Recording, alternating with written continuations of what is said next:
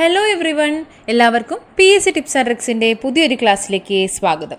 നമ്മുടെ new SRT സീരീസിലെ അടുത്തൊരു അധ്യായമാണ്. നമ്മളിപ്പോൾ കുറച്ച് ദിവസമായിട്ട് ഈ ഒരു ടെക്സ്റ്റ് തന്നെയാണ് പഠിച്ചു വരുന്നത്. അടിസ്ഥാന ശാസ്ത്രം സ്റ്റാൻഡേർഡ് 7ലെ ഭാഗം 1ലുള്ള അധ്യായങ്ങളാണ് നമ്മൾ പഠിച്ചു വരുന്നത്. കഴിഞ്ഞ കുറച്ച് ദിവസങ്ങളായിട്ട് ആദ്യത്തെ 3 അധ്യായങ്ങൾ നമ്മൾ പൂർത്തിയാക്കിയിട്ടുണ്ട്. ഇന്ന് 4ാമത്തെ അധ്യായമായിട്ടുള്ള പ്രകാശം പ്രതിപദിക്കുമ്പോൾ എന്ന ഈ ഒരു അധ്യായമാണ് നമ്മൾ പഠിക്കുന്നത്. ഓക്കെ, അധ്യായം 4 പ്രകാശം പതിക്കുമ്പോൾ. ആദ്യം ഇവിടെ ഒരു മുത്തശ്ശിയും കുട്ടിയും തമ്മിലുള്ളൊരു സന്ദർഭമാണ് തന്നിട്ടുള്ളത്. മുത്തശ്ശി പറയുന്നുണ്ട്, ഈ ജനലിലൂടെ വെയിൽ വല്ലാതെ അകത്തേക്ക് വരുന്നു, ആ കർട്ടൻ ഒന്ന് നീക്കിയിടുമോളെ. അപ്പോൾ കുട്ടി ആലോചിക്കുകയാണ്, ജനാല അടഞ്ഞാണല്ലോ കിടക്കുന്നത്, പിന്നെ എങ്ങനെയാണ് വെയിൽ ഉള്ളിൽ വന്നത്? അപ്പോൾ അതെങ്ങനെയായിരിക്കും? ഈ ഒരു കുട്ടിയുടെ ഒരു സംശയം, അടച്ചിട്ടാലും ജനൽ വഴി പ്രകാശം ഉള്ളിൽ കടക്കും, അത് നമുക്കറിയാം. ജനലിലൂടെ വെളിച്ചം ഉള്ളിലെത്തിയപ്പോൾ കർട്ടൻ നീക്കിയിടാൻ പറഞ്ഞ എന്തുകൊണ്ടാണ്? ആ ഒരു മറ അവിടെ ഉണ്ടാവാൻ വേണ്ടിയിട്ടാണ് അല്ലേ. അപ്പോൾ സൂര്യപ്രകാശം മുറിക്കുള്ളിലേക്ക് വരുന്നത് തടയുന്നതിനായിട്ട് ചില്ല് ജനാലയിൽ കർട്ടന് പകരം മറ്റെന്തെല്ലാം ഉപയോഗിക്കാനായിട്ട് സാധിക്കും? അതായത് പ്രകാശം കടത്തിവിടുന്ന വസ്തുക്കൾ ഏത്, പ്രകാശം കടത്തിവിടാത്ത വസ്തുക്കൾ ഏത് എന്ന് നമ്മളിവിടെ തിരിച്ചറിയണം. കാരണം ഈ ഒരു ചില്ല് ജനാലയിൽ കർട്ടന് പകരം പ്രകാശം കടത്തിവിടാത്ത മറ്റ് ചില സാധനങ്ങൾ അല്ലെങ്കിൽ വസ്തുക്കൾ നമ്മൾ കണ്ടെത്തണം. ഇവിടെ താഴെ ടേബിൾ തന്നിട്ടുണ്ട്. ഇപ്പോൾ കുറച്ച് പരീക്ഷണാർത്ഥം കുറച്ച് ഓപ്ഷൻസ് നമുക്ക് തന്നിട്ടുണ്ട്. ഉരച്ച ഗ്ലാസ് ഷീറ്റ്, ചില്ലു ഗ്ലാസ്സിൽ എടുത്ത ശുദ്ധജലം, മരക്കട്ട, തുണി, വെള്ള പേപ്പർ, കറുത്ത ചാർട്ട് പേപ്പർ, ബട്ടർ പേപ്പർ, ജനൽ ചില്ല്, നാണയം, കണ്ണാടി, കണ്ണടച്ചില്ല്, മാർബിൾ, പോളിത്തീൻ കവർ, നിറമില്ലാത്ത പ്ലാസ്റ്റിക് ബോട്ടിൽ എന്നീ വസ്തുക്കൾ എടുത്ത് അവയിലേക്ക് ടോർച്ച് പ്രകാശിപ്പിച്ച് നോക്കുകയാണെങ്കിൽ ഇത്തരത്തിൽ കർട്ടന് പകരം ഉപയോഗിക്കാവുന്ന വസ്തുക്കൾ നമുക്ക് കണ്ടെത്താം. ഇതിൽ പ്രകാശം കടത്തിവിടുന്ന വസ്തുക്കൾ ഏതൊക്കെയാണ്? പ്രകാശം കടത്തിവിടുന്ന വസ്തുക്കൾക്ക് ഉദാഹരണമാണ് ജനൽ ചില്ല്, ഉരച്ച ഗ്ലാസ് ഷീറ്റ്, ചില്ല് ഗ്ലാസ്സിലെടുത്ത ശുദ്ധജലം, തുണി, അതുപോലെ വെള്ള പേപ്പർ, ബട്ടർ പേപ്പർ, കണ്ണടച്ചില്ല്, പോളിത്തീൻ കവർ, നിറമില്ലാത്ത പ്ലാസ്റ്റിക് ബോട്ടിൽ. ഇവ ഒന്നും തന്നെ എന്താണ്? പ്രകാശം കടത്തിവിടുന്ന വസ്തുക്കളാണ്. ഇവയെല്ലാം തന്നെ പ്രകാശം കടത്തിവിടുന്ന വസ്തുക്കളാണ്. അങ്ങനെയാണെങ്കിൽ പ്രകാശം കടത്തിവിടാത്ത വസ്തുക്കൾ ഏതൊക്കെയായിരിക്കും? മരക്കട്ട പ്രകാശം കടത്തിവിടില്ല. കറുത്ത ചാർട്ട് പേപ്പർ, അതുപോലെ നാണയം, കണ്ണാടി, മാർബിൾ, ഇവയൊന്നും തന്നെ എന്താണ്? ഈ ഒരു പ്രകാശത്തെ കടത്തിവിടുന്ന വസ്തുക്കളല്ല. ഇനി ഈ പ്രകാശം കടത്തിവിടുന്ന വസ്തുക്കളിൽ തന്നെ പ്രകാശത്തെ പൂർണ്ണമായിട്ടും കടത്തിവിടുന്നവയും അതുപോലെ ഭാഗികമായി മാത്രം കടത്തിവിടുന്നവയും ഉണ്ടാവില്ലേ. അപ്പോൾ ഇവിടെ അതിനായിട്ട് ഈ നേരത്തെ തന്നിട്ടുള്ള വസ്തുക്കളിൽ നിന്ന് മാറ്റി കുറച്ച് വസ്തുക്കൾ തന്നിട്ടുണ്ട്. അതായത് പ്രകാശത്തെ കടത്തിവിടുന്നവ തന്നിട്ടുണ്ട്. ഇതിൽ പ്രകാശത്തെ നന്നായിട്ട് കടത്തിവിടുന്നവയും പ്രകാശത്തെ ഭാഗികമായി മാത്രം കടത്തിവിടുന്നവയും ഏതാണ് എന്ന് ചോദിച്ചിട്ടുണ്ട്. ഇപ്പോൾ ബട്ടർ പേപ്പറിലൂടെ പ്രകാശം കടന്നു പോകുന്നതായിട്ടൊന്ന് ചിന്തിക്കാം. എങ്ങനെയാണ്? പ്രകാശം ട്രാൻസ്പെറൻ്റ് ആയിട്ട്, അതായത് നല്ല രീതിയിൽ നമുക്ക് ബട്ടർ പേപ്പർ കാണാൻ പറ്റുന്നുണ്ടോ? ഉണ്ടാവില്ല അല്ലേ. അപ്പോൾ ബട്ടർ പേപ്പർ, ഉരച്ച ഗ്ലാസ് ഷീറ്റ്, എണ്ണ പുരട്ടിയ പേപ്പർ, പോളിത്തീൻ കവർ, ഇവയൊക്കെ പ്രകാശത്തെ ഭാഗികമായി മാത്രം കടത്തിവിടുന്നവയാണ്. ഇനി ബാക്കിയുള്ളവ ജനൽ ചില്ല് കഷ്ണം, അതുപോലെ ചില്ല് ഗ്ലാസ്സിലെടുത്തിട്ടുള്ള ശുദ്ധമായ ജലം, പ്ലാസ്റ്റിക് ബോട്ടിൽ, നിറമില്ലാത്ത പ്ലാസ്റ്റിക് ബോട്ടിൽ, ഇവയെല്ലാം പ്രകാശത്തെ നന്നായി കടത്തിവിടുന്നവയാണ്. അപ്പോൾ ഇവിടെ നിന്ന് നമുക്ക് മനസ്സിലാക്കാം, പ്രകാശത്തെ നന്നായി കടത്തിവിടുന്നവയുമുണ്ട്, പ്രകാശത്തെ ഭാഗികമായി കടത്തിവിടുന്നവയുമുണ്ട്, അതുപോലെ പ്രകാശത്തെ കടത്തിവിടാത്തതായിട്ടുള്ള വസ്തുക്കളും ഉണ്ട്. അപ്പോൾ അവയെ നമുക്ക് ഓരോ പേരിട്ട് വിളിക്കാവുന്നതാണ്. സുതാര്യ വസ്തു. എന്താണ് സുതാര്യ വസ്തു?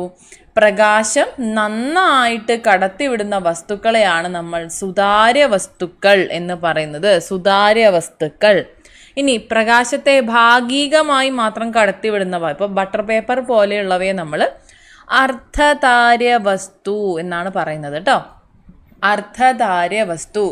പ്രകാശം കടത്തിവിടാത്ത വസ്തുക്കളെ നമ്മൾ അതാര്യ വസ്തുക്കൾ അല്ലെങ്കിൽ ഒപ്പേക്ക് ഒബ്ജക്ട്സ് എന്നാണ് പറയുന്നത്. പ്രകാശം ഒട്ടും കടത്തിവിടുന്നില്ല എങ്കിൽ അവയാണ് അതാര്യ വസ്തുക്കൾ. പ്രകാശം നന്നായിട്ട് കടത്തിവിടുന്നുണ്ടെങ്കിൽ അവ സുതാര്യ വസ്തുക്കളാണ്. ഇനി പ്രകാശം ഭാഗികമായി മാത്രമേ കടന്നു പോകുന്നുള്ളൂ എങ്കിൽ അവ അർദ്ധധാര്യ വസ്തുക്കളും ആണ്. ക്ലിയർ ആണല്ലോ. ഇനി ഇവിടെ തന്നിട്ടുള്ള സുതാര്യ വസ്തു, അതാര്യ വസ്തു, അർദ്ധധാര്യ വസ്തു എന്നിവയെ മാറ്റിയെടുക്കാൻ പറ്റുമോ എന്നുള്ളൊരു ചോദ്യമാണ്. അതായത് സുതാര്യ വസ്തുവിനെ അർദ്ധധാര്യമോ അല്ലെങ്കിൽ അതാര്യമോ ആക്കി മാറ്റാനായിട്ട് പറ്റുമോ എന്ന്. പറ്റും. അപ്പോൾ അതിന് മനസ്സിലാക്കത്തക്ക വിധത്തിലൊരു പരീക്ഷണം തന്നിട്ടുണ്ട്. ഇപ്പോൾ ഇവിടെ സുതാര്യമായിട്ടൊരു ഗ്ലാസ് ഷീറ്റ് എടുക്കുക.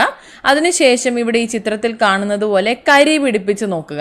അപ്പോൾ ആ ഒരു ഷീറ്റിൽ നേരത്തെ കണ്ടിരുന്നത് പോലെ സുതാര്യമായിട്ട് കാണാനായിട്ട് പറ്റുമോ? പ്രകാശം കടന്നു പോകുമോ? ഈ കരി പടലങ്ങൾ ഉണ്ട് എങ്കിൽ പറ്റില്ല. അപ്പം നമുക്ക് ഇവിടെ എന്താണ്, ഈ സുതാര്യമായിട്ടുള്ള ഗ്ലാസ് ഷീറ്റിനെ നമുക്ക് അതാര്യമോ അല്ലെങ്കിൽ അർദ്ധധാര്യമോ ആക്കി മാറ്റാനായിട്ട് സാധിക്കും. ഇവിടെ ഈ കരി പിടിപ്പിക്കുന്നത് അതിനൊരു ഉദാഹരണമാണ്. അല്ലെങ്കിൽ പെയിൻറ് ഉപയോഗിച്ച് നമുക്ക് മാറ്റാം. ഗ്ലാസിനെ കരി പിടിപ്പിക്കുന്നതിലൂടെ പോലെ തന്നെ ഫ്രോസ്റ്റഡ് സ്പ്രേകളൊക്കെ ഉപയോഗിച്ച് ഈ ഒരു സുതാര്യത നമുക്ക് ഇല്ലാതെയാക്കാനായിട്ട് സാധിക്കും. ഇനി അടുത്ത ചോദ്യമാണ്, ശുദ്ധജലം, വായു ഇതൊക്കെ സുതാര്യല്ലേ? അതെ, ഇവയൊക്കെ സുതാര്യമാണ്. ഇവയെ എങ്ങനെയാണ് അർദ്ധധാര്യമോ അല്ലെങ്കിൽ അതാര്യമോ ആക്കി മാറ്റാനായിട്ട് സാധിക്കുന്നത്? അപ്പോൾ ഇതാ ഇവിടെ ഈ ചിത്രത്തിൽ കണ്ടോ, ഇത് ശുദ്ധജലത്തിലേക്ക് മഷി ഒഴിക്കുന്നു. അപ്പോൾ നേരത്തെ നമ്മൾ ഗ്ലാസ് ഷീറ്റിൽ പറഞ്ഞതുപോലെ തന്നെ ഇവയെയും നമുക്ക് അർദ്ധധാര്യമോ അല്ലെങ്കിൽ അതാര്യമോ ഒക്കെ ആക്കി മാറ്റാൻ പറ്റും. അതിനുള്ള കുറച്ച് സാഹചര്യങ്ങളാണിത്. ഇപ്പോൾ ശുദ്ധജലത്തിൽ മഷി ഒഴിക്കുമ്പോൾ ആ ശുദ്ധജലത്തിൻ്റെ ഒരു സുതാര്യത നമുക്കിനി കിട്ടില്ലല്ലോ, ഇല്ല. അതുപോലെ തന്നെയാണ് പാല് ചേർക്കുമ്പോൾ, അല്ലെങ്കിൽ കളിമണ്ണ് ചേർത്ത് ഇളക്കുമ്പോൾ ചെളിവെള്ളമൊക്കെ ആക്കി മാറ്റില്ലേ അത്, അല്ലെങ്കിൽ എന്തെങ്കിലും കളർ ചേർക്കുന്ന സമയത്ത്, എന്തെങ്കിലും രാസവസ്തുക്കളൊക്കെ ചേർക്കുന്ന സമയത്ത് ശുദ്ധജലത്തെ അതാര്യമോ അർദ്ധധാര്യമോ ആക്കി മാറ്റാനായിട്ട് സാധിക്കും. ഇനി വായുവിൻ്റെ കേസിൽ ഇതുപോലെയാണ്. ചന്ദനത്തിരി പുകയ്ക്കുന്നതിലൂടെ അല്ലെങ്കിൽ പുക വരുന്ന സമയത്ത് ഒക്കെ എന്താണ്, വായുവും അർദ്ധധാര്യം അല്ലെങ്കിൽ അതാര്യമായിട്ട് മാറുന്ന ഒരു സാഹചര്യമാണ് ഉള്ളത്. ഓക്കെ, അപ്പോൾ നമ്മൾ ഇതുവരെ പറഞ്ഞ സുതാര്യം, അർദ്ധധാര്യം, അതാര്യം എന്നീ വസ്തുക്കൾ അല്ലെങ്കിൽ ഇത്തരം വസ്തുക്കളുടെ നമ്മുടെ നിത്യജീവിതത്തിലെ സന്ദർഭം എങ്ങനെയാണ് എന്നാണ്. അപ്പോൾ ഇവിടെ തന്നിട്ടുള്ളൊരു ഉദാഹരണം എന്ന് പറയുന്നത് നമ്മുടെ പേനയുടെ റീഫിലൊക്കെ സുതാര്യമാണ്. അതുകൊണ്ടാണ് അതിൻ്റെ ഉള്ളിൽ എത്ര മഷി ബാക്കിയുണ്ട് എന്നുള്ള രീതിയിലൊക്കെ നമുക്ക് നോക്കി മനസ്സിലാക്കാൻ പറ്റുന്നത്. ഈ ഒരു ഉദാഹരണം പോലെ തന്നെ നമുക്ക് ഏതെല്ലാം ഉദാഹരണങ്ങൾ ഈ സന്ദർഭങ്ങളിൽ വരുന്നുണ്ട് എന്ന് ചോദിച്ചിട്ടുണ്ട്. അതായത് സുതാര്യ വസ്തുക്കൾ ഉപയോഗിക്കുന്ന സന്ദർഭങ്ങൾ ഏതൊക്കെയാണ്? ഇപ്പോൾ നമുക്ക് പറയാവുന്നതാണ്. കുറച്ച് ഉദാഹരണങ്ങൾ കേട്ടാൽ നിങ്ങൾക്ക് കൂടുതൽ ഉദാഹരണങ്ങൾ കിട്ടും. ഇപ്പോൾ കണ്ണട വയ്ക്കുമ്പോൾ, കണ്ണട സുതാര്യമായിട്ടുള്ള ഒന്നല്ലേ? അപ്പോൾ ആ ഒരു വസ്തു നമ്മുടെ ജീവിതത്തിൽ ആവശ്യമായിട്ട് വരികയാണ് എങ്കിൽ കണ്ണട എന്നുള്ളത് സുതാര്യ വസ്തു ഉപയോഗിക്കുന്ന ഒരു സന്ദർഭമാണ്. അതുപോലെ കോണ്ടാക്റ്റ് ലെൻസുകൾ, ലബോറട്ടറി ഉപകരണങ്ങൾ, അക്വേറിയങ്ങൾ, മൈക്രോസ്കോപ്പ്, ടെലിസ്കോപ്പ് ലെൻസുകൾ ഇവയൊക്കെ സുതാര്യമായിട്ടുള്ള വസ്തുവല്ലേ? ഇപ്പോൾ സുതാര്യമായിട്ടുള്ള വസ്തുക്കൾ ഉപയോഗിക്കുന്ന സന്ദർഭങ്ങളാണ് ഇപ്പോൾ പറഞ്ഞത്. ഇതുപോലെ അർദ്ധധാര്യ വസ്തുക്കൾ ഉപയോഗിക്കുന്ന സന്ദർഭങ്ങൾ ആലോചിച്ച് നോക്കിക്കേ. എന്താണ്? പ്ലാസ്റ്റിക് ബോട്ടിലുകൾ, എണ്ണ പുരട്ടിയ പേപ്പർ, ബട്ടർ പേപ്പർ നേരത്തെ പറഞ്ഞതുപോലെ, ജനൽ ചില്ലുകൾ, ലാമ്പിൻ്റെ ഷെയ്ഡിലെ ലാമ്പ് ഷെയ്ഡുകൾ ഇവയൊക്കെ അർദ്ധധാര്യ വസ്തു ഉപയോഗിക്കുന്ന സന്ദർഭങ്ങളാണ്. അടുത്തത് അതാര്യ വസ്തു. അതാര്യ വസ്തു ആണെങ്കിൽ, അതാര്യം എന്ന് പറഞ്ഞാൽ എന്താ, ഒട്ടും പ്രകാശം കടന്നു പോകരുത്, അവിടെ പൂർണ്ണമായിട്ടും ഒരു മറവാണ് വേണ്ടത്. അപ്പോൾ നമുക്ക് പറയാം മതിലുകൾ, കണ്ണാടികൾ, കതകുകൾ, വസ്ത്രങ്ങൾ, ബ്ലാക്ക് ബോർഡ് ഇവയെല്ലാം തന്നെ അതാര്യ വസ്തുക്കൾ ഉപയോഗിക്കുന്ന സന്ദർഭങ്ങളിൽ ഉൾപ്പെടുന്നതാണ്. ഇനി നമ്മുടെ മനുഷ്യ ശരീരം എന്ന് പറയുന്നത് സുതാര്യമാണോ അതാര്യമാണോ? ഇനി മനുഷ്യ ശരീരം സുതാര്യമാണ് എങ്കിലോ അപ്പോൾ നമ്മൾ ഇൻവിസിബിളായി പോവും, നമ്മളെ കാണാൻ പറ്റില്ല. അപ്പോൾ ഇവിടെ ഇംഗ്ലീഷ് സാഹിത്യകാരനായ H.G. വെൽസിൻ്റെ പ്രശസ്തമായ ശാസ്ത്ര സാങ്കല്പിക നോവലാണ് ദി ഇൻവിസിബിൾ മാൻ എന്നത്. നോവലിലെ കഥാപാത്രമാണ് ശാസ്ത്രജ്ഞനായ ഗ്രിഫിൻ. താൻ നടത്തിയ പരീക്ഷണങ്ങളുടെ ഫലമായിട്ട് ഗ്രിഫിൻ്റെ ശരീരം സുതാര്യമായിട്ട് മാറുന്നു. അങ്ങനെ അദൃശ്യനായി മാറിയ ഗ്രിഫിൻ്റെ ജീവിതത്തിൽ നടക്കുന്ന കഥകളാണ് ഈ ഒരു നോവലിൽ പറയുന്നത്. അപ്പോൾ നമ്മുടെ ശരീരം സുതാര്യമായി മാറുകയാണ് എങ്കിൽ അവിടെ നമ്മുടെ ശരീരം കാണാൻ സാധിക്കില്ല, നമ്മൾ അദൃശ്യരായിട്ട് മാറുകയാണ് ചെയ്യുന്നത്. നമ്മൾ ഇതുവരെ പ്രകാശം പതിക്കുന്നതുമായി ബന്ധപ്പെട്ട കാര്യങ്ങളാണ് പറഞ്ഞത്. ഇപ്പോൾ ഒരു വസ്തുവിലേക്ക് പ്രകാശം പതിക്കുന്ന സമയത്ത് പ്രകാശം അപ്പുറത്തേക്ക് കടന്നു പോകുമോ, അതോ പൂർണ്ണമായല്ല ഭാഗികമായാണോ കടന്നു പോകുന്നത്, അല്ലെങ്കിൽ കടന്നു പോകുന്നില്ലേ എന്നുള്ള കാര്യങ്ങൾ. ഈ പ്രകാശം ഒരു വസ്തുവിൽ തട്ടി തിരിച്ചു വരികയാണെങ്കിലോ അതിനെന്താണ് പറയുന്നത്?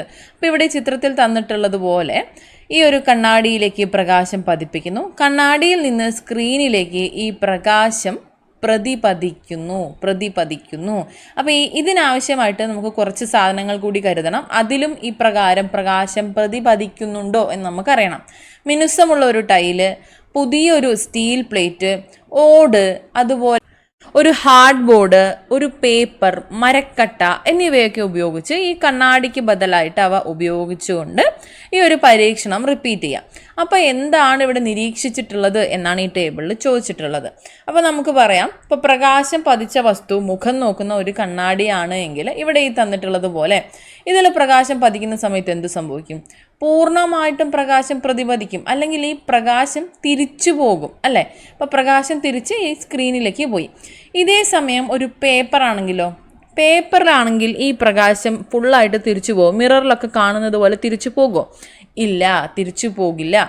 അതുപോലെ മിനുസമുള്ള ടൈലാണെങ്കിലും പ്രകാശം നന്നായിട്ട് തിരിച്ചു പോകും.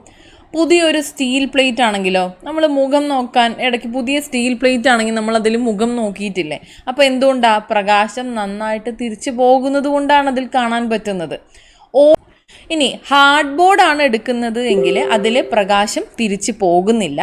മരക്കട്ടയാണെങ്കിലോ, മരക്കട്ടയിലും അതുപോലെ തന്നെയാണ്, പ്രകാശം തിരിച്ച് പോകുന്നില്ല. അപ്പോൾ ഈ ഉദാഹരണം വെച്ച് നമുക്ക് പറയാം, പ്രകാശം ഒരു വസ്തുവിൽ തട്ടി തിരിച്ചു വരുന്ന പ്രതിഭാസത്തെ നമ്മൾ പ്രകാശത്തിൻ്റെ പ്രതിപതനം അല്ലെങ്കിൽ റിഫ്ലക്ഷൻ എന്നാണ് പറയുന്നത്.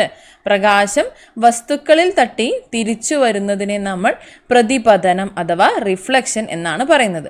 ഇത് കൂടാതെ നമ്മൾ ഇവിടെ നിന്ന് മനസ്സിലാക്കിയ ഒരു സവിശേഷത എന്താണെന്ന് വെച്ചാൽ, ഈ പ്രകാശം പ്രതിപതിച്ച വസ്തുക്കളിൽ മിനുസമുള്ള വസ്തുക്കളുണ്ട് എങ്കിൽ പ്രകാശം നന്നായിട്ട് അവയെ പ്രതിപതിപ്പിക്കുന്നുണ്ട്.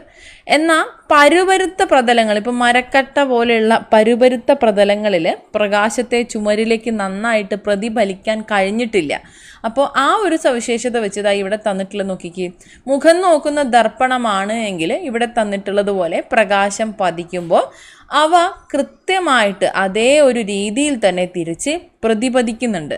എന്നാൽ സാൻഡ് പേപ്പർ പോലെയുള്ള വസ്തുക്കളാണ് എങ്കിൽ പ്രകാശം പതിക്കുകയും ഇവ അൺഈവനായിട്ട് പ്രതിപതിക്കുകയും ചെയ്യുന്നുണ്ട്. മാത്രമല്ല വ്യത്യസ്ത ദിശകളിലേക്കുമാണ് പ്രതിപതിക്കുന്നത്. അപ്പോൾ ഇവിടെ മുഖം നോക്കുന്ന കണ്ണാടിയിൽ പ്രകാശം പ്രതിപതിക്കുമ്പോൾ ഇവ ക്രമമായിട്ടല്ലേ പ്രതിപതിക്കുന്നത്. സാൻഡ് പേപ്പറുകളിൽ എങ്ങനെയാണ്? പല ദിശകളിലേക്കുമായിട്ട് ചിതറിത്തെറിക്കുകയാണ് ചെയ്യുന്നത്. അപ്പോൾ ഇവിടെ ഈ പ്രതിപതനത്തിന് പേര് പറയുന്നുണ്ട്. എന്താണ്? ക്രമപ്രതിപതനം. അപ്പോൾ ഈ ഒരു പേരെന്തായിരിക്കും പറയുന്നുണ്ടാവുക? നമുക്ക് നോക്കാം. എന്താണ് ക്രമപ്രതിപതനവും വിസരിത പ്രതിപതനവും? മിനുസമുള്ള പ്രതലങ്ങളിൽ പ്രകാശം പതിക്കുമ്പോൾ അവ ക്രമമായിട്ട് പ്രതിപതിക്കുന്നു, ഇവിടെ ഈ തന്നിട്ടുള്ളത് പോലെ. ഇത്തരത്തിലുള്ള പ്രതിപതനത്തിനെ നമ്മൾ ക്രമപ്രതിപതനം എന്ന് പറയുന്നു. ക്രമപ്രതിപതനം. അപ്പോൾ ഇതിന് ഉദാഹരണമായിട്ട് പ്രകാശത്തെ ക്രമമായിട്ട് പ്രതിപതിപ്പിക്കുന്ന പ്രതലങ്ങളെയാണ് നമ്മൾ ദർപ്പണങ്ങൾ എന്ന് പറയുന്നത്. ദർപ്പണങ്ങൾ. ഇനി രണ്ടാമത്തെ കേസാണ് പറയുന്നത്. ഇവിടെ പറഞ്ഞിട്ടുള്ളതുപോലെ മിനുസമല്ലാത്ത പ്രതലങ്ങളിൽ പ്രകാശം പതിക്കുമ്പോൾ പല ദിശകളിലേക്കുമായിട്ട് ചിതറിത്തെറിക്കും. ഇതിനെയാണ് നമ്മൾ വിസരിത പ്രതിപതനം എന്ന് പറയുന്നത്. ഇപ്പോൾ ഇവിടെ ഈ സാൻഡ് പേപ്പറിൽ നടന്ന പ്രതിപതനമാണ് വിസരിത പ്രതിപതനം. പ്രകാശം പ്രതിപതിക്കുന്നു എന്ന് നമ്മളിപ്പോൾ കണ്ടു മനസ്സിലാക്കി. അപ്പോൾ എങ്ങനെയാണ് പ്രകാശം പ്രതിപതിക്കുന്നത്, അല്ലെങ്കിൽ പ്രകാശ പ്രതിപതനത്തിന് എന്തെങ്കിലും പ്രത്യേകതകളുണ്ടോ? ഇപ്പോൾ പ്രകാശം പ്രതിപതിക്കുന്ന സമയത്ത് ഇവിടെ ഒരു ഉദാഹരണം തന്നിട്ടുണ്ട്. 4 കുട്ടികൾ ഇങ്ങനെ ഇരിക്കുന്നുണ്ട് ഈ ഒരു സീറ്റിംഗ് പൊസിഷനിൽ. ഇവിടെ ഒരു മിററും തന്നിട്ടുണ്ട്. ഈ 1ാമത്തെ കുട്ടി കണ്ണാടിയിലൂടെ കാണുന്നത് ഈ 4ാമത്തെ റിയ എന്ന കുട്ടീനെയാണ്. ഇവിടെ 2ാമത്തെ കുട്ടി കാണുന്നത് മേഘയാണ് കണ്ണാടിയിലുള്ളതെന്ന് പറയുന്നുണ്ട്. മേഘ 3ാമത്തെ കുട്ടിയാണ്. ഞാൻ നിഖിലിനെയാണ് കാണുന്നത് എന്ന് മൂന്നാമത്തെ കുട്ടി പറയുന്നുണ്ട്. നിഖിൽ രണ്ടാമത്തെ കുട്ടിയാണ്. ഈ നാലാമതിരിക്കുന്ന റിയ കാണുന്നത് ഒന്നാമതുള്ള അനുവിനെയാണ്. അപ്പോൾ ഇവിടെ എന്തോ ഒരു ആംഗിൾ വർക്ക് ചെയ്യുന്നുണ്ട് അല്ലേ? അപ്പോൾ അതെന്താണെന്ന് നോക്കാൻ നമുക്ക് ഇവിടെ ഒരു ഉദാഹരണം അല്ലെങ്കിൽ ഒരു പരീക്ഷണം തന്നിട്ടുണ്ട്. ഈ പൊട്രാക്ടറിൽ ഇതുപോലെ ഒരു ലംബം നിർമ്മിച്ചുകൊണ്ട് ഇവിടെ താഴെ തന്നിട്ടുണ്ട്. പൊട്രാക്ടറിൽ ചിത്രത്തിൽ കാണുന്നത് പോലെ ഒരു പ്ലാസ്റ്റിക് പെട്ടിക്ക് താഴെയായിട്ടത് നിർമ്മിക്കുക അല്ലെങ്കിൽ ക്രമീകരിക്കുക. ഈ പൊട്രാക്ടറിൽ 90 ഡിഗ്രി കോണിൽ കണ്ണാടിയിലേക്ക് ഒരു ലംബരേഖ വരയ്ക്കുക. ഇവിടെ ഈ കാണുന്നത് പോലെ ഒരു ലംബരേഖ വരയ്ക്കുക. ഈ പൊട്രാക്ടറിൻ്റെ വിവിധ കോണിലൂടെ ഇവിടെ കാണുന്നത് പോലെ ഒരു ലേസർ ടോർച്ച് ലംബരേഖാ ദർപ്പണത്തിൽ സ്പർശിക്കുന്ന ഈ ഒരു ബിന്ദുവിലേക്ക് പ്രകാശിപ്പിക്കുകയാണ് എങ്കിൽ ഈ പ്രകാശരശ്മി തിരിച്ചു വരുന്ന കോണളവ് ഏത് എന്നുള്ളത് ഇവിടുന്ന് നിരീക്ഷിക്കാനായിട്ട് സാധിക്കും. അങ്ങനെയാണെങ്കിൽ ഇവിടെ താഴെ ഈ ബോക്സ് തന്നിട്ടുണ്ട്. ടോർച്ചിൽ നിന്നും വരുന്ന പ്രകാശരശ്മിക്കും ലംബത്തിനും ഇടയിലുള്ള കോണളവ് 40 ഡിഗ്രി ആണ് എന്ന് കണക്കാക്കുക. ഇവിടെ തന്നതുപോലെ ടോർച്ചിലൂടെ ഈ ഒരു 40 ഡിഗ്രിയിൽ പ്രകാശം പതിക്കുകയാണ് എങ്കിൽ പ്രതിപതന കോണ് എങ്ങനെയായിരിക്കും? പ്രതിപതന കോണും 40 ഡിഗ്രി തന്നെ ആയിരിക്കും കേട്ടോ. 40 ഡിഗ്രി തന്നെ ആയിരിക്കും. ഇനി അത് 55 ഡിഗ്രിയിലൂടെയാണ് പ്രകാശം പതിക്കുന്നത് എങ്കിലോ? 55ലൂടെ പ്രകാശം പതിക്കുകയാണെങ്കിൽ 55ലൂടെ തന്നെയായിരിക്കും പ്രകാശം പ്രതിപതിക്കുന്നത്. 70ലൂടെ ആണെങ്കിലോ? 70ലൂടെ തന്നെയായിരിക്കും തിരിച്ചു വരുന്നത്. അപ്പോൾ ഇവിടെ നിന്ന് നമുക്ക് മനസ്സിലാക്കാം പ്രകാശരശ്മിയും പ്രതിപതന രശ്മിയും ഒരേ അളവ് തന്നെയായിരിക്കും. അല്ലെങ്കിൽ മറ്റൊരു തരത്തിൽ നമുക്ക് പറയാം പതന കോണും പ്രതിപതന കോണും തുല്യമായിരിക്കും എന്ന്. അപ്പോൾ ഈ ഒരു രീതിയിൽ ലംബത്തിനും ഈ പ്രകാശരശ്മിക്കും ഇടയിലുള്ള ഈ ഭാഗത്തിനെയാണ് നമ്മൾ പതന കോൺ എന്ന് പറയുന്നത്. ഈ ലംബത്തിനും പ്രതിപതന രശ്മിക്കും ഇടയിലുള്ള കോണാണ് പ്രതിപതന കോൺ. അപ്പോൾ പതന കോണും പ്രതിപതന കോണും തുല്യമാണ്. അപ്പോൾ ഇത് ചിലപ്പം ഫിസിക്സിലെ ചോദ്യങ്ങൾ വരുന്ന ഭാഗത്ത് ചോദിച്ചേക്കാം. ഈ 40 ഡിഗ്രി പതന കോൺ ഇപ്പോൾ ഈ തന്നിരിക്കുന്നത് പോലെ തന്നെ ടോർച്ചിൽ നിന്ന് വരുന്ന പ്രകാശരശ്മിക്കും ലംബത്തിനും ഇടയിലുള്ള കോണ്, അല്ലെങ്കിൽ പതന കോണ് 40 ഡിഗ്രി ആണ് എങ്കിൽ ഒരു ദർപ്പണത്തിൻ്റെ പ്രതിപതന കോൺ എത്രയാണ് എന്ന് ചോദിക്കാം. അപ്പോൾ ആ ഒരു രീതിയിൽ ചോദ്യം വരികയാണെങ്കിൽ നമുക്ക് മനസ്സിലാക്കാൻ പറ്റണം പതന കോണും പ്രതിപതന കോണും തുല്യമായിരിക്കും. ഇത് കുറച്ചുകൂടി മനസ്സിലാക്കാൻ ഇതിനെ ഇപ്രകാരം രണ്ടാമത് വരച്ചിട്ടുണ്ട്. എങ്ങനെയാണ്? ഇതാണ് സമതല ദർപ്പണം. സമതല ദർപ്പണത്തിൽ നിന്ന് 90 ഡിഗ്രിയിൽ ഒരു രേഖ വരച്ചിട്ടുണ്ട്, ലംബം വരച്ചിട്ടുണ്ട്. ഇതാണ് പതന രശ്മി, ഇത് പ്രതിപതന രശ്മി. ഈ കാണുന്നത് പോലെ ഇതിൽ പതന രശ്മിക്കും ലംബത്തിനും ഇടയിലുള്ള കോണാണ് പതന കോൺ. പ്രതിപതന രശ്മിക്കും ലംബത്തിനും ഇടയിലുള്ള കോണാണ് പ്രതിപതന കോൺ. ഓക്കെ അല്ലേ? അപ്പോൾ ഈ ദർപ്പണത്തിൽ പതിക്കുന്ന പ്രകാശരശ്മിയാണ് പതന രശ്മി എന്ന് പറയുന്നത്. പതന രശ്മി ദർപ്പണത്തിൽ പതിക്കുന്ന ബിന്ദുവാണ് പതന ബിന്ദു. ഈ പതന ബിന്ദുവിൽ നിന്ന് ദർപ്പണത്തിന് ലംബമായിട്ട് വരയ്ക്കുന്ന രേഖയാണ് ലംബം എന്ന് പറയുന്നത്. പ്രകാശം പതന ബിന്ദുവിൽ തട്ടി തിരിച്ചു വരുന്ന രശ്മിയാണ് പ്രതിപതന രശ്മി. ഇവിടെ തന്നിട്ടുള്ളതുപോലെ എന്താണ് പതന കോൺ, എന്താണ് പ്രതിപതന കോൺ എന്നുള്ളത് ഒന്നുകൂടി വ്യക്തമാക്കിയിട്ടുണ്ട്. പതന രശ്മിക്കും ലംബത്തിനും ഇടയിലുള്ള കോണാണ് പതന കോൺ, അതായത് ആംഗിൾ ഓഫ് ഇൻസിഡൻസ് എന്ന് പറയുന്നു. പ്രതിപതന രശ്മിക്കും ലംബത്തിനും ഇടയിലുള്ള കോണാണ് പ്രതിപതന കോൺ അല്ലെങ്കിൽ ആംഗിൾ ഓഫ് റിഫ്ലക്ഷൻ എന്ന് പറയുന്നത്. പതനരശ്മിക്കും ലംബത്തിനും ഇടയിലുള്ള കോണാണ് പതന കോൺ, ആംഗിൾ ഓഫ് ഇൻസിഡൻസ് എന്ന് പറയുന്നത്. പ്രതിപതന രശ്മിക്കും ലംബത്തിനും ഇടയിലുള്ള കോണാണ് പ്രതിപതന കോൺ അല്ലെങ്കിൽ ആംഗിൾ ഓഫ് റിഫ്ലക്ഷൻ എന്ന് പറയുന്നത്. ഇനി ഇവിടെ നമ്മൾ പറഞ്ഞ ആ നിയമം എന്താണ്? പതന കോണും പ്രതിപതന കോണും തുല്യമായിരിക്കും. അപ്പോൾ ഇത് തിരിച്ചറിയുന്നതിന് മുൻപ് ഇവിടെ തലം എന്ന് പറയുന്ന അല്ലെങ്കിൽ പ്ലെയിൻ എന്ന് പറയുന്ന ഒരു ആശയം നമ്മൾ പഠിക്കണം. എന്താണ്? ഇവിടെ തന്നിട്ടുള്ളതുപോലെ ഈ രണ്ട് കടലാസ കഷ്ണങ്ങളും പരസ്പരം ഇറക്കി വെച്ചതുപോലെയാണ് ഉള്ളത്. അപ്പോൾ ഒന്നുകൂടി വ്യക്തമാക്കാൻ, ഇപ്പോൾ നമ്മുടെ ക്ലാസ് റൂമിലെ അല്ലെങ്കിൽ നമ്മുടെ ഒരു റൂമിലെ ഓരോ ചുമരിനെയും ഓരോ തലമായിട്ട്, ഓരോ പ്ലെയിനായിട്ട് കരുതുക. ഇനി ഇവിടെ താഴെ ഈ പ്രതിപതന നിയമത്തിലേക്ക് വരുമ്പോൾ പതന രശ്മിയും പ്രതിപതന രശ്മിയും പതന ബിന്ദുവിലേക്കുള്ള ലംബവും ഒരേ തലത്തിൽ തന്നെ ആയിരിക്കും, അവയെല്ലാം തന്നെ ഒരേ പ്ലെയിനിൽ തന്നെ ആയിരിക്കും എന്നുള്ളതും ഓർത്തിരിക്കുക. സ്റ്റേറ്റ്മെൻ്റ് ആയിട്ട് ചോദിക്കാൻ ചാൻസ് ഉള്ളതാണ്. ഇത് നേരത്തെ ചോദിച്ചിട്ടുണ്ട്, പതന കോണും പ്രതിപതന കോണും തുല്യമായിരിക്കും എന്നുള്ളത്. ഓക്കെ, അപ്പോൾ ഇനി നമ്മുടെ കാഴ്ചയിലേക്ക്. നമുക്കെങ്ങനെയാണ് കാഴ്ച സാധ്യമാകുന്നത്? നമുക്ക് പ്രകാശം സാധ്യമാകുന്നത് ഇപ്പം നമ്മുടെ കണ്ണിലെ റെറ്റിനയിൽ വസ്തുക്കളുടെ പ്രതിബിംബം രൂപപ്പെട്ടിട്ടാണ്. അതെങ്ങനെയാണ്?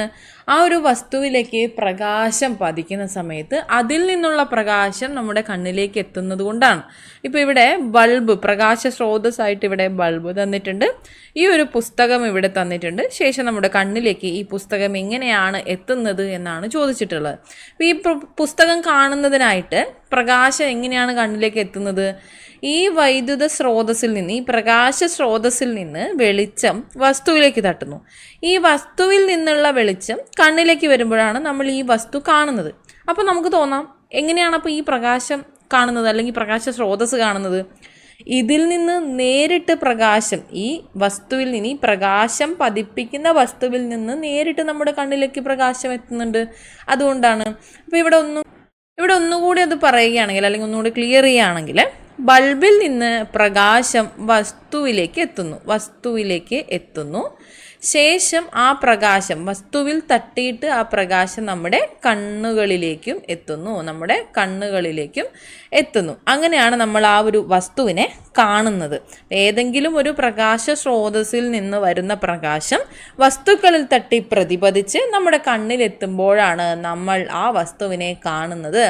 എന്നാൽ പ്രകാശ സ്രോതസ്സുകളെ നമ്മൾ കാണുന്നത് അവയിൽ നിന്നുള്ള പ്രകാശം നേരിട്ട് നമ്മുടെ കണ്ണിലേക്ക് എത്തുമ്പോഴാണ്. അത് ക്ലിയർ അല്ലേ?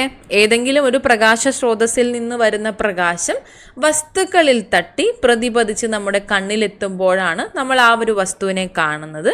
എന്നാൽ ഈ ഒരു പ്രകാശ സ്രോതസ്സ് നമ്മൾ കാണുന്നത് അവയിൽ നിന്നുള്ള പ്രകാശം നേരിട്ട് നമ്മുടെ കണ്ണിലേക്ക് എത്തുമ്പോഴാണ്. നമ്മൾ നമ്മുടെ ചുറ്റുപാടും മനോഹരമായിട്ടുള്ള ധാരാളം കാഴ്ചകൾ കാണാറുണ്ട്. അപ്പോൾ അതെന്തുകൊണ്ടാണ്? ഭൂമിയിലെ കാഴ്ചകളെല്ലാം നമുക്ക് കാണാൻ കഴിയുന്നത് ഈ ഒരു പ്രകാശത്തിൻ്റെ ഈ പ്രത്യേകത ഉപയോഗിച്ചാണ്, അല്ലെങ്കിൽ ഈ ഒരു പ്രതിപതനം മൂലമാണ് എന്നുള്ളതാണ് നമ്മളിവിടെ തിരിച്ചറിയേണ്ടത്. ഇനി സമതല ദർപ്പണവും പ്രതിബിംബവും.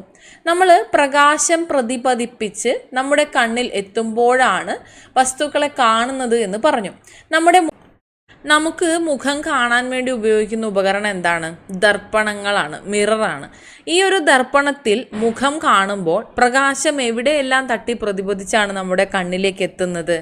ഈ ഒരു ചിത്രം നോക്കിക്കൊണ്ട് നമുക്ക് ഈ ഒരു ഫ്ലോ ചാർട്ട് ഒന്ന് പൂർത്തിയാക്കാൻ നോക്കാം. സൂര്യനിൽ നിന്ന് പ്രകാശം വരുന്നു. എവിടെ തട്ടുന്നു? നമ്മുടെ മുഖത്ത് തട്ടുന്നു. മുഖത്ത് വന്നിട്ടുള്ള ഈ ഒരു പ്രകാശം പ്രതിപതിക്കുന്ന ഒരു പ്രകാശമാണ്. അത് പ്രതിപതിച്ചുകൊണ്ട് എവിടേക്ക് എത്തുന്നു? കണ്ണാടിയിലേക്കാണ് എത്തുന്നത്. കണ്ണാടിയിലേക്ക് എത്തുന്നു. കണ്ണാടിയിൽ നിന്ന് പ്രതിപതിക്കുന്ന ഒരു പ്രകാശം നമ്മുടെ കണ്ണുകളിലേക്കും എത്തുന്നു. ഇപ്പോൾ സൂര്യനിൽ നിന്ന് നമ്മുടെ മുഖത്തേക്ക് പ്രകാശം വരുന്നു. മുഖത്ത് നിന്ന് കണ്ണാടിയിലേക്ക് ഈ പ്രകാശം പ്രതിപതിക്കുന്നു. കണ്ണാടിയിൽ നിന്ന് ഈ പ്രതിപതിക്കുന്ന പ്രകാശം നമ്മുടെ കണ്ണിലേക്ക് എത്തുമ്പോഴാണ് നമ്മൾ മുഖം നോക്കുന്ന കണ്ണാടിയിൽ നമ്മളെ വ്യക്തമായിട്ട് നമുക്ക് കാണാനായിട്ട് സാധിക്കുന്നത്.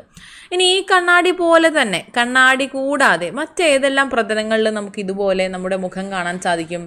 നമ്മൾ നേരത്തെ പറഞ്ഞതുപോലെ പൂർണ്ണമായിട്ടും നമ്മുടെ പ്രകാശം പ്രതിപതിപ്പിക്കാൻ കഴിയുന്നവയിൽ നമ്മളെ കാണാനായിട്ട് സാധിക്കും. പുതിയ സ്റ്റീൽ പ്ലേറ്റ്, തെളിഞ്ഞ നിശ്ചലമായിട്ടുള്ള ജലം, പോളിഷ് ചെയ്ത ടൈൽ എന്നിവയിലൊക്കെ നമുക്ക് കണ്ണാടി അല്ലാതെ മറ്റ് പ്രതലങ്ങളാണ് എന്തിന് നമ്മുടെ മുഖം കാണുന്നതിനായിട്ട് സാധിക്കുന്നത്. അപ്പോൾ ഇവിടെ താഴെ കുറച്ച് ദർപ്പണങ്ങൾ തന്നിട്ടുണ്ട്. ഈ ദർപ്പണങ്ങളുടെ ഒക്കെ ഒരു പ്രത്യേകത എന്താ? ഉപരിതലത്തിൻ്റെ ഒരു പ്രത്യേകത എന്താണ്? ഈ ഉപരിതലം നിരപ്പായിട്ടുള്ള ദർപ്പണങ്ങളെയാണ് നമ്മൾ സമതല ദർപ്പണം എന്ന് പറയുന്നത്. സമതല ദർപ്പണത്തിലാണ് നമ്മുടെ പ്രതിബിംബം നമുക്ക് കാണാനായിട്ട് സാധിക്കുന്നത്. അപ്പോൾ ഈ ദർപ്പണങ്ങളുടെയൊക്കെ പ്രത്യേകത എന്ന് പറയുന്നത് അവയുടെ ഉപരിതലമൊക്കെ നിരപ്പായതാണ്. ഉപരിതലം നിരപ്പായ ദർപ്പണമാണ് സമതല ദർപ്പണം എന്ന് പറയുന്നത്. സമതല ദർപ്പണത്തിൽ നമ്മുടെ പ്രതിബിംബം നമുക്ക് കാണാനായിട്ട് സാധിക്കുന്നു. ഈ ഒരു സമതല ദർപ്പണത്തിന് മുന്നിൽ നിന്ന് നമ്മുടെ ഇടത് കൈ നമ്മൾ ഉയർത്തുകയാണെങ്കിൽ പ്രതിബിംബത്തിൻ്റെ ഏത് കൈയായിരിക്കും അവിടെ ഉയർന്നിട്ടുണ്ടാവുക? വലത്തെ കൈയല്ലേ.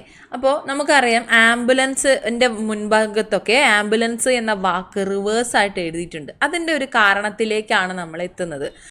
അപ്പോൾ അത്തരത്തിൽ നമുക്ക് മനസ്സിലായി തിരിഞ്ഞായിരിക്കും കാണുന്നത്. എങ്ങനെയാണ്? വലതു ഭാഗം ഇടതു ഭാഗമായിട്ടായിരിക്കും ഇവിടെ കാണുന്നത്.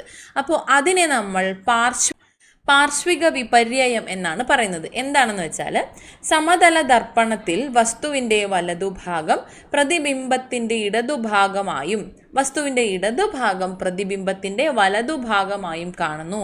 ഈ ഒരു പ്രതിഭാസത്തെ നമ്മൾ പാർശ്വിക വിപര്യം എന്നാണ് പറയുന്നത്. പാർശ്വിക വിപര്യം അല്ലെങ്കിൽ ലാറ്ററൽ ഇൻവേർഷൻ എന്നാണ് പറയുന്നത്.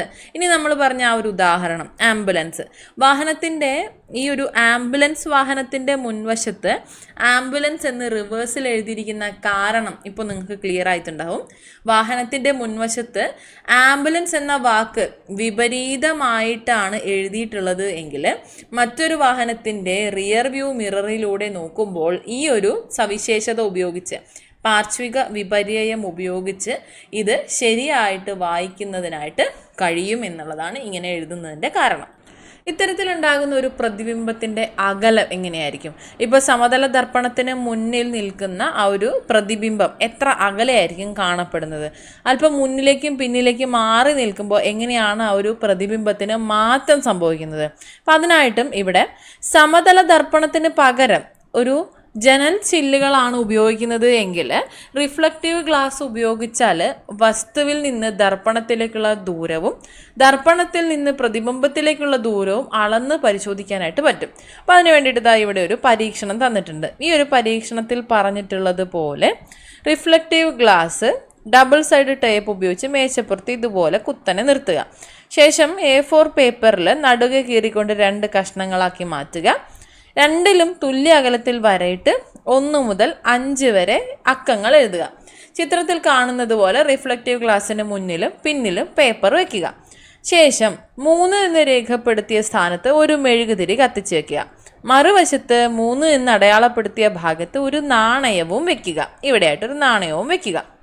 അതിനുശേഷം കണ്ണാടിയിൽ കാണുന്ന പ്രതിബിംബം എവിടെയായിരിക്കും കാണപ്പെടുന്നത്? ഇതുപോലെ വിവിധ സ്ഥാനങ്ങളിൽ മെഴുകുതിരി വെച്ച് ഈ ഒരു പരീക്ഷണം ആവർത്തിക്കുകയാണ് എങ്കിൽ പ്രതിബിംബം കാണുന്ന ആ ഒരു സ്ഥാനത്തേക്ക് നാണയം മാറ്റി വെച്ച് നോക്കുമ്പോൾ ഇവിടെ എന്താണ് ആ ഒരു ദൂരങ്ങൾ തമ്മിലുള്ള ബന്ധം എന്ന് പറയുന്നത്? ഇവിടെ ആ ദൂരങ്ങൾ തുല്യമായിരിക്കും. വസ്തുവിൽ നിന്ന് ദർപ്പണത്തിലേക്കുള്ള ദൂരവും ദർപ്പണത്തിൽ നിന്ന് പ്രതിബിംബത്തിലേക്കുള്ള ദൂരവും തുല്യമായിരിക്കും. അവ എപ്പോഴും തുല്യമായിരിക്കും എന്നുള്ളതാണ്.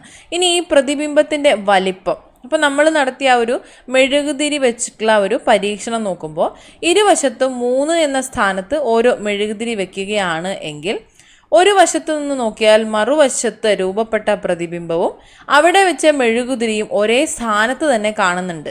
അപ്പോൾ നമ്മൾ നേരത്തെ പറഞ്ഞതുപോലെ ആ ഒരു ദൂരങ്ങൾ തുല്യമായതുകൊണ്ട് ഒരേ സ്ഥാനത്ത് കാണും. അപ്പോൾ അവയുടെ രണ്ടിൻ്റെയും വലിപ്പം നമുക്ക് പരീക്ഷിക്കാനായിട്ട് സാധിക്കും. ഇവിടെ പ്രതിബിംബത്തിൻ്റെ വലിപ്പം എങ്ങനെയായിരിക്കും? സമതല ദർപ്പണത്തിൽ രൂപപ്പെടുന്ന പ്രതിബിംബത്തിന് എപ്പോഴും വസ്തുവിൻ്റെ അതേ വലിപ്പം തന്നെയായിരിക്കും ഉണ്ടാകുന്നത്. ഇവിടെ പറഞ്ഞ കാര്യങ്ങളെല്ലാം ചേർത്ത് നമുക്ക് സമതല ദർപ്പണത്തിൻ്റെ ചില സവിശേഷതകൾ അല്ലെങ്കിൽ പ്രത്യേകതകൾ എന്തൊക്കെയാണെന്ന് നോക്കാം. അതായത് സമതല ദർപ്പണത്തിലെ പ്രതിബിംബത്തിൻ്റെ പ്രത്യേകതകൾ. പ്രതിബിംബത്തിന് പാർശ്വിക വിപര്യം സംഭവിച്ചിരിക്കും. സമതല ദർപ്പണത്തിൽ വസ്തുവിൽ നിന്ന് ദർപ്പണത്തിലേക്കുള്ള ദൂരവും ദർപ്പണത്തിൽ നിന്ന് പ്രതിബിംബത്തിലേക്കുള്ള ദൂരവും തുല്യമായിരിക്കും. സമതല ദർപ്പണത്തിൽ വസ്തുവിൻ്റെ വലിപ്പവും പ്രതിബിംബത്തിൻ്റെ വലിപ്പവും തുല്യമായിരിക്കും. അപ്പോൾ ഈ 3 പ്രത്യേകതകളും മനസ്സിലാക്കുക. സമതല ദർപ്പണത്തിലെ പ്രതിബിംബത്തിൻ്റെ പ്രത്യേകതകളാണ് സ്റ്റേറ്റ്മെൻ്റായിട്ട് ചോദിച്ചേക്കാം. തെറ്റായിട്ട് തന്നിട്ട് ശരിയേത് എന്ന് ചോദിച്ചേക്കാം. പ്രതിബിംബത്തിന് പാർശ്വിക വിപര്യം സംഭവിച്ചിരിക്കും. അതായത് വലത് ഇടതായും ഇടത് വലതായും തോന്നാം. സമതല ദർപ്പണത്തിൽ വസ്തുവിൽ നിന്ന് ദർപ്പണത്തിലേക്കുള്ള ദൂരവും ദർപ്പണത്തിൽ നിന്ന് പ്രതിബിംബത്തിലേക്കുള്ള ദൂരവും തുല്യമായിരിക്കും. സമതല ദർപ്പണത്തിൽ വസ്തുവിൻ്റെ വലിപ്പവും പ്രതിബിംബത്തിൻ്റെ വലിപ്പവും തുല്യമായിരിക്കും എന്നതുകൂടി മനസ്സിലാക്കുക. ഇനി പ്രതിബിംബങ്ങളുടെ എണ്ണം. ഇവിടെ ഒരു സമതല ദർപ്പണത്തിന് മുന്നിൽ ഒരു മെഴുകുതിരി കത്തിച്ച് വെച്ചാൽ ഒരു പ്രതിബിംബമാണ് കാണുന്നത് അല്ലേ? അപ്പോൾ ആ ഒരു സാഹചര്യം മാറ്റി നമ്മളവിടെ അഭിമുഖമായിട്ട് വെച്ച 2 സമതല ദർപ്പണങ്ങൾക്കിടയിൽ, ഇപ്പം ഇവിടെ ഈ കാണുന്നത് പോലെ ഇങ്ങനെ 2 സമതല ദർപ്പണങ്ങൾ വെച്ചിട്ടുണ്ട് എന്ന് കരുതുക. അതിന് നടുക്കായിട്ട് നമ്മളൊരു മെഴുകുതിരി കത്തിച്ച് വെച്ചാൽ എത്ര പ്രതിബിംബം കാണാനായിട്ട് സാധിക്കും? അനന്തമായിട്ടുള്ള അത്രയും അനന്തമായ എണ്ണം പ്രതിബിംബങ്ങൾ കാണാനായിട്ട് സാധിക്കും. അപ്പം നമുക്കിതൊന്ന് പരീക്ഷിച്ച് നോക്കാം. എങ്ങനെയാ? താഴെ തന്നിട്ട് അതിനായിട്ട് ഒരു മരക്കട്ട അല്ലെങ്കിൽ ചെറിയൊരു ബോക്സ്, ചെറിയ മെഴുകുതിരി, തീപ്പെട്ടി, മരക്കട്ടയുടെ വീതിയും വ്യത്യസ്ത നിറവുമുള്ള 2 സമതല ദർപ്പണങ്ങൾ, ഡബിൾ സൈഡ് ടേപ്പ് എന്നിവയാണ് തന്നിട്ടുള്ളത്, അല്ലെങ്കിൽ അവയാണ് ആവശ്യമായിട്ടുള്ളത്. ഡബിൾ സൈഡ് ടേപ്പ് ഉപയോഗിച്ച് മരക്കട്ടയുടെ ഇരുവശത്തായിട്ട് ദർപ്പണങ്ങളുടെ പ്രതിപതന തലങ്ങൾ അഭിമുഖമായിട്ട് വരത്തക്ക വിധം ദർപ്പണങ്ങൾ ഒട്ടിച്ചു വെക്കുക. കണ്ണാടിക്കിടയിലായിട്ട് മരക്കട്ടയിൽ ചെറിയൊരു മെഴുകുതിരി കത്തിച്ചു വെക്കുക. ഈ ഒരു സമയത്ത് ഉയരം കുറഞ്ഞ കണ്ണാടിയുടെ ഭാഗത്ത് നിന്ന് നിരീക്ഷിക്കുകയാണെങ്കിൽ, ഇങ്ങനെ നിരീക്ഷിക്കുന്ന സമയത്ത് നമുക്ക് അനന്തമായ എണ്ണം പ്രതിബിംബങ്ങൾ കാണാനായിട്ട് സാധിക്കും. അപ്പോൾ അതെന്തുകൊണ്ടാണ് അങ്ങനെ സംഭവിച്ചത്? ഇവിടെ അനന്തമായിട്ടുള്ള ഒരു എണ്ണം മെഴുകുതിരികൾ നമുക്ക് കാണാൻ സാധിച്ചിട്ടുള്ളത് ഒരു ആവർത്തിത പ്രതിപതനം എന്ന് പറയുന്ന സവിശേഷത കൊണ്ടാണ്. ആവർത്തിത പ്രതിപതനം അല്ലെങ്കിൽ മൾട്ടിപ്പിൾ റിഫ്ലക്ഷൻ. അപ്പോൾ എന്താണ് ഇവിടെ സംഭവിച്ചിട്ടുള്ളത്? ഈ ഒരു ചിത്രം നോക്കിക്കേ. ഇവിടെ കാണുന്നത് പോലെ അഭിമുഖമായി വെച്ച 2 ദർപ്പണങ്ങളിൽ മെഴുകുതിരിയുടെ അനേകം പ്രതിബിംബങ്ങൾ കാണാനായിട്ട് സാധിച്ചത് ഇതിലെ പ്രകാശത്തിൻ്റെ ഒരു ആവർത്തിച്ചുള്ള പ്രതിപതനം മൂലമാണ്. ഇവിടെ നമ്മൾ ആ ഒരു പരീക്ഷണം മറ്റ് വസ്തുക്കൾ ഉപയോഗിച്ചോ അല്ലെങ്കിൽ ചിത്രങ്ങൾ ഉപയോഗിച്ചൊക്കെ നിരീക്ഷിക്കുകയാണ് എങ്കിൽ, അങ്ങനെ നിരീക്ഷിക്കുന്ന സമയത്ത് നമുക്ക് ഇതുപോലെ അനന്തമായിട്ടുള്ള എണ്ണം നമുക്ക് കാണാനായിട്ട് സാധിക്കും. അപ്പോൾ ഈ ഒരു സാഹചര്യം നമ്മൾ നിത്യജീവിതത്തിൽ ഉപയോഗിക്കുന്നത് എപ്പോഴാണ്? നിത്യജീവിതത്തിൽ ആവർത്തന പ്രതിപതനം ഉപയോഗിക്കുന്ന ചില സന്ദർഭങ്ങൾ ചോദിച്ചിട്ടുണ്ട്. ഒന്നാമത് ബാർബർ ഷോപ്പ്, ജ്വല്ലറികൾ, ബ്യൂട്ടി പാർലറുകൾ, ഇവിടെയൊക്കെ ഈ ആവർത്തിത പ്രതിപതനം എന്ന ഒരു പ്രതിഭാസമാണ് ഉപയോഗിക്കുന്നത്. അടുത്തത് കോണളവും പ്രതിബിംബങ്ങളുടെ എണ്ണവും. നമുക്കൊരു പരീക്ഷണം നടത്താം. ആദ്യം മുകളിൽ തന്നിരിക്കുന്ന ചിത്രത്തിൽ കാണുന്നത് പോലെ തുല്യ വലിപ്പമുള്ള 2 സമതല ദർപ്പണങ്ങൾ സെല്ലോ ടാപ്പ് ഉപയോഗിച്ച് ഒട്ടിച്ചു വയ്ക്കുക, ഈ കാണുന്നത് പോലെ. അതിനുശേഷം ഒരു ചെറിയ പന്ത് നടുവിൽ വെച്ച് പ്രതിബിംബങ്ങളുടെ എണ്ണം നിരീക്ഷിക്കുക. ഇവിടെ എത്ര എണ്ണം കാണാനായിട്ട് സാധിക്കുന്നുണ്ട്? അതിനുശേഷം നമ്മൾ ദർപ്പണങ്ങൾ വിവിധ കോണുകളിൽ ക്രമീകരിച്ചുകൊണ്ട് പ്രതിബിംബങ്ങളുടെ എണ്ണം നിരീക്ഷിക്കുകയാണ്. അത് കുറച്ചുകൂടെ വ്യക്തമായി തിരിച്ചറിയാൻ ഇവിടെ ഈ ചിത്രം നമുക്ക് നോക്കാം. അത് മാത്രമല്ല, കുറച്ചുകൂടി ശാസ്ത്രീയമായി തിരിച്ചറിയുന്നതിനായിട്ട് നമ്മളൊരു പൊട്രാക്ടർ എടുത്തുകൊണ്ട് പൊട്രാക്ടർ നിർമ്മിച്ച് കണ്ണാടികൾക്ക് താഴെ വെച്ചിട്ട് ഈ ഒരു ആംഗിൾ നിരീക്ഷിക്കുകയാണ്. ആ ഒരു ആംഗിൾ അല്ലെങ്കിൽ കോണളവ് നിരീക്ഷിക്കുന്ന സമയത്ത് കണ്ണാടികൾ തമ്മിലുള്ള കോണളവും പ്രതിബിംബങ്ങളുടെ എണ്ണവും കണ്ടെത്തി നോക്കുകയാണ് എങ്കിൽ, ഇവിടെ 30 ഡിഗ്രി കോണളവിലാണ് എങ്കിൽ 11 പ്രതിബിംബങ്ങളാണ് നമുക്ക് ലഭിക്കുന്നത്. 60 ഡിഗ്രി കോണളവാണ് എങ്കിൽ അവിടെ 5 പ്രതിബിംബങ്ങളാണ് ലഭിക്കുന്നത്. 90 ഡിഗ്രി കോണളവാണ് എങ്കിൽ ഇവിടെ 3 പ്രതിബിംബങ്ങളാണ് ലഭിക്കുന്നത്. 120 ഡിഗ്രി കോണളവാണ് എങ്കിൽ ഇവിടെ 2 പ്രതിബിംബങ്ങളാണ് ലഭിക്കുന്നത്. അപ്പോൾ ഇവിടെ പറഞ്ഞിട്ടുള്ള ഒരു ബന്ധം എന്താണ്? അതായത് ദർപ്പണങ്ങൾക്കിടയിലെ കോണളവും പ്രതിബിംബങ്ങളുടെ എണ്ണവും തമ്മിലുള്ള ബന്ധം എന്ന് പറയുന്നത്, ഇപ്പോൾ കോണളവ് എക്സ് ആണെങ്കിൽ പ്രതിബിംബങ്ങളുടെ എണ്ണം എന്ന് പറയുന്നത് 360/x - 1 എന്നതാണ്. ഇപ്പോൾ കോണളവ് 30 ആണെങ്കിൽ 360/30 - 1 എന്നുള്ളതാണ്. അപ്പോൾ 360/30 - 1 എന്ന് പറയുമ്പോൾ 12 - 1 11 എന്ന് കിട്ടും. നിങ്ങൾക്കിത് ചെക്ക് ചെയ്ത് നോക്കിയാൽ അറിയാൻ പറ്റും. കോണളവിനെ എക്സ് ആയിട്ട് കണക്കാക്കുക. പ്രതിബിംബങ്ങളുടെ എണ്ണം എത്ര വരും എന്ന് ചോദിച്ചാൽ ഈ ഇക്വേഷനാണ് 360/x, 360 ആ കോർണർ അല്ലെങ്കിൽ ആ കോണളവ് -1 എന്നുള്ളതാണ്. ഇനി ദർപ്പണത്തിൽ അതുപോലെ ഈ ഒരു കോണളവ് കൂടി വരുമ്പോൾ എന്ത് വ്യത്യാസമാണ് ഉണ്ടാവുന്നത്? കോണളവ് കൂടി വരുമ്പോൾ പ്രതിബിംബങ്ങളുടെ എണ്ണത്തിൽ വരുന്ന വ്യത്യാസം എന്ന് പറയുന്നത്, പ്രതിബിംബങ്ങളുടെ എണ്ണം കുറഞ്ഞല്ലേ വരുന്നത്. അപ്പോൾ അതുകൂടി ഓർത്ത് വെക്കുക. കോണളവ് കൂടി വരുമ്പോൾ പ്രതിബിംബങ്ങളുടെ എണ്ണം കുറഞ്ഞാണ് വരുന്നത്. ഇനി കോണളവ് കുറയുമ്പോഴോ പ്രതിബിംബങ്ങളുടെ എണ്ണം കൂടുകയും ചെയ്യുന്നു.